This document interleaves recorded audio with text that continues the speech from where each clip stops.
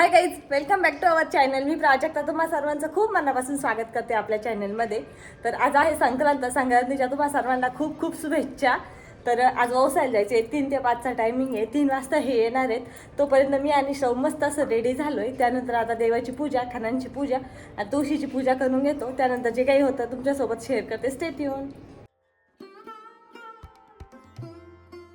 आज एकादशी आणि संक्रांत एकाच दिवशी आल्यामुळं आम्हा दोघांना पण उपवास होता. त्याने देवाची सकाळी छान पूजा केली.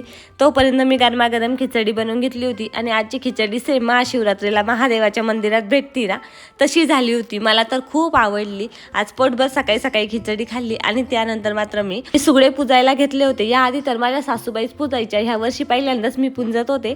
तर माहिती काही नव्हतं कसं करायचं काय करायचं. मात्र आपल्या यूट्यूबवरती भरपूर सारे व्हिडिओ बघितले आणि त्यानंतर मग 1-2 व्हिडिओमध्ये बघून कन्फर्म केलं कसं पुजायचं. त्यानंतर तांदूळ घेतले, त्यावरती हळदी कुंकू वाहिलं, देवाचा दिवा लावायचा आणि अगरबत्ती वगैरे लावून मग आपले सुगडे त्यावरती ठेवायचे. त्यावेळेला हळदी कुंकू व्हायचं. त्यामध्ये वौसा असेल तो भरायचा सगळा. आता वौसा मी सगळा काढून ठेवलेला होता, बाकीची सगळी तयारी करून ठेवली होती. आजचा मुहूर्त 3 वाजताचा होता, त्यामुळे मात्र मी निवांत होते आणि यांना ऑफिसमधून बोलवलं होतं. मला वाटलं होतं 3:30 वाजेपर्यंत ते येऊन जातील, पण ते एक्झॅक्टली 2:45ला आले होते. त्यामुळं मग त्यांचं चाललं होतं की चल पटपट आवर, आपल्याला जायचं आहे. त्यानंतर मला परत ऑफिसला पण जायचं आहे.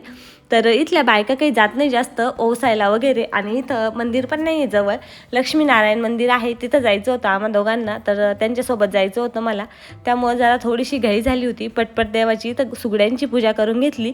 सुगडे मात्र छान पुंजून झाले आणि श्रावाचं मात्र तोपर्यंत भरपूर सारी साखर खाऊन झालेली होती. 1 वाटीभर साखर मॅडमनी खाऊन घेतली होती.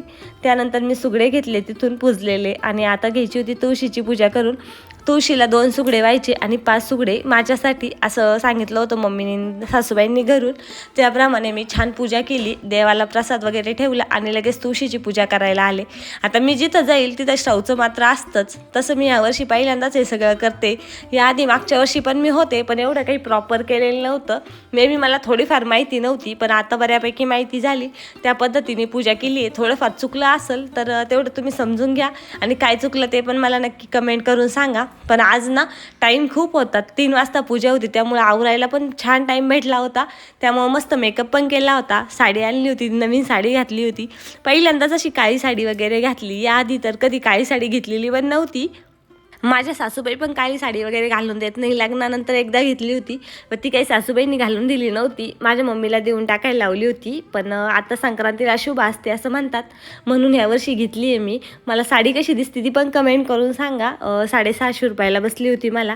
आता शाहूचं बोरनान करायचं आहे, तेव्हा पण घालणं होईल एकदा म्हटलं आणि आता पण होईल. एकदम कॉटनची आहे, मऊ, खूप छान आहे. मला तर खूप आवडली आणि त्यांनी होऊन पहिल्यांदा संक्रांतीला साडी घेऊन दिली असं त्यांच्या आवडीची. मी सहज म्हटले साडी घ्यायची का, ते म्हणे चल घेऊन देतो. तर अशी गोडगोड साडी भेटली मला आणि ती खूप आवडली मला. त्यामुळे आज मस्त वेअर केली. त्या दिवशी पण फोटोशूटला घातली होती, पण तेव्हा खूप जास्त उशीर झाला होता आणि त्या दिवशी मेन फोकस श्रावा होती. त्यामुळं मला काही प्रॉपर साडी घालणं किंवा मेकअप करणं झालेलं नव्हतं. मात्र आज माझ्याकडे टाईम पण होता आणि निवांत होते. म्हटलं चला आपलं पण थोडंसं आवरूया आणि शाहूसोबत फोटो पण काढूयात. तर शाहूसोबत भरपूर सारे गोड फोटोज काढून घेतले. ताट वगैरे सजून देवाळीतली पूजा तर झालेली आहे. आता ते पण आलेले आहेत. तर चला मंदिरामध्ये जाऊन येतो आणि त्यानंतर मग काय होतं तुमच्यासोबत शेअर करते.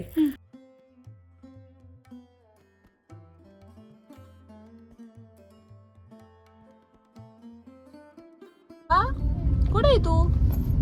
इकडे बघ, इकडे बघ, इकडे बघ, दिसत नाही ना. कुठं चालली? कुठं चालली? बाप्पाला चालली? सरळ बसा, सरळ बसा, पडून जातात.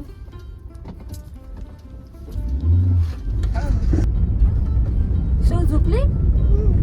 झोपला नाही? झोपला ना, नाही झोपला ना बाप्पा, काही सांगतात.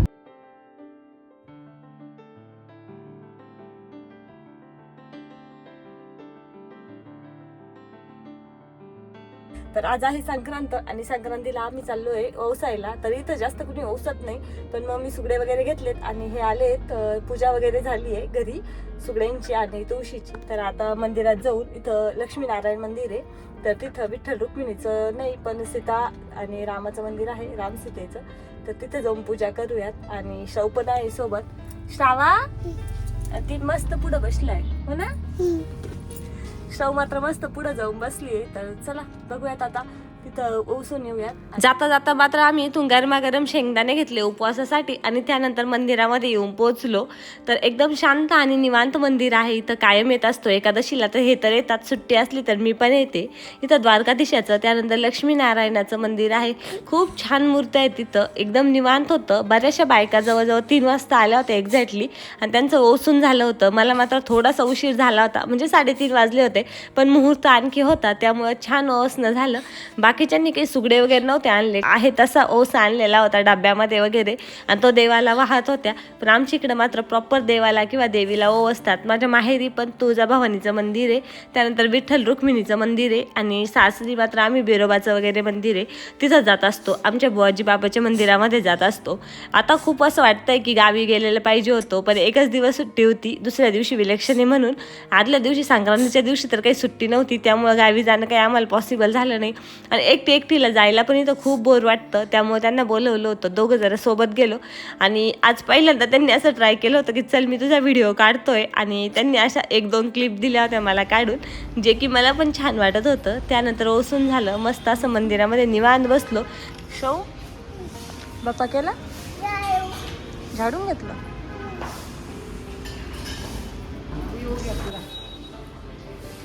काय खाती ग? केळी खाती?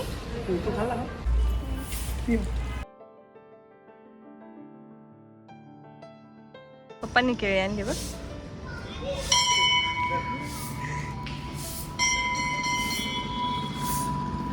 त्यानंतर महादेवाच्या मंदिरात आलो होतो, तिथं पण छान पूजा झाली आणि आता घरी निघालोय. तुमची पोरगी ना मला पुढे बसू देत नाही. हा ना, पिलू आईला बसू दे ना पुढं. तिने मागं बसायला पाहिजे, मी पुढे आईला बसायला पुढं बसू दे पाहिजे. ना, तू पाहिजे ना मागं. शौ तू मागं बस.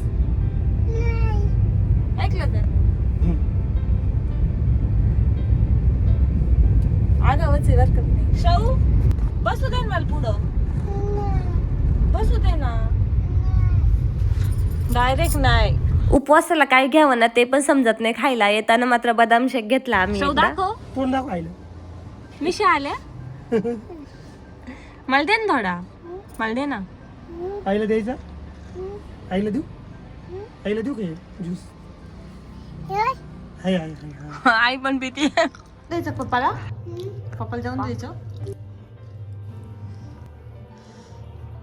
Bye bye. Bye bye. तर आम्ही ओसून आलोय आत्ताच. गर्दी काही नव्हती मंदिरामध्ये, 1-2 जणी होत्या, तर ते छान ओसनं झालं. त्यानंतर घरी आलोय. येताना मस्त बदाम शेक घेतलाय, शेंगदाणे आणले थोडेसे, ते खाल्ले. आज उपवास आहे त्यामुळं गोडधोडचे पदार्थ तर काही आज नक्की बनणार नाही आहेत, एकादशी आहे आम्हाला.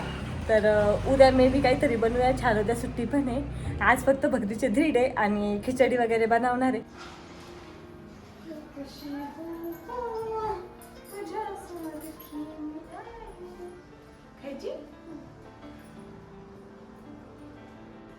छान झाली.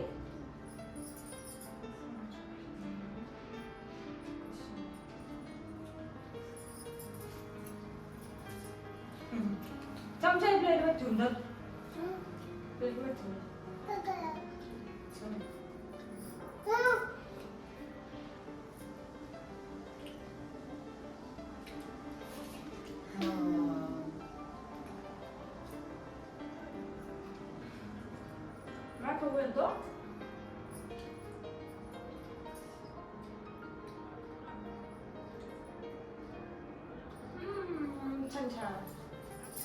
हा ब्लॉग मी इथंच एंड करते. तुम्हाला जर आपला आजचा ब्लॉग आवडला असेल तर नक्की लाईक करा आणि नवीन असेल तर आपल्या चॅनलला सबस्क्राईब करा. बाय, भेटूया आणखीन एका नवीन व्हिडिओमध्ये. तोपर्यंत तिळगुळ घ्या आणि गोड गोड बोला. बाय.